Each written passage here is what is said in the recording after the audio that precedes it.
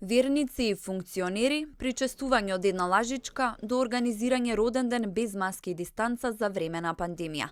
Вака се кршеа мерките за заштита од вирусот за време на празниците. Дел од лекарите реагираат дека со непочитување на мерките се обезвреднува нивниот 10-месечен труд. Вие кои вчера со едно исто лажиче по храмовите се причестивте, 10-месечниот деноноќен труд на белите мантили го обесчестивте. Кога на 19 јануари ќе ви требаат белите мантили, а не црните мантии, ние ќе се бањаме за да симнеме дел од потта под скафандерите и талкот под ноктите. Отворете ги кафеаните, таму барем даваат едно лажиче за еден гостин. Соодветни казни со кои би се спречило вакво делување на верските заедници за време на пандемија, смета професорката Мирјана Најчевска, активист за човековите права. Мора да се сносат казни, мора да има последици и тоа казни кои што се многу повисоки, поголеми, подрастични во однос на казнувањето на обичните граѓани, казни кои што би спречиле ширење на ваквиот начин на делување на верските заедници, кои што значи и овозможување на ширење на заразата и поттикнување на луѓето на несоодветно постапување.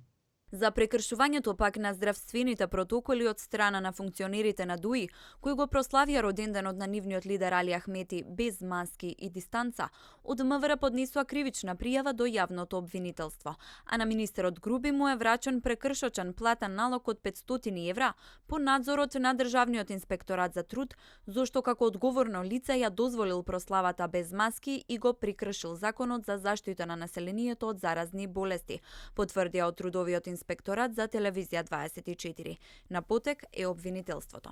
Казните се сите до еден што седе на таа маса, дали се претставители на партии, пратеници или министри. И кога зборуваме за изрекување на казни на државни функционери, барем на мене или на ова раководство на МВР не можете да му замерите. Од премиерот, заменик премиерот, од министрите, сите до еден до сега имаат казни заради тоа што направиле одредени превиди кои што треба да ги санкционира. Министерот Филипче оцени дека за време на празниците не се направени посериозни прекршоци. Верувам дека овие прекршувања на мерките на вистина не беа чести и не беа многу.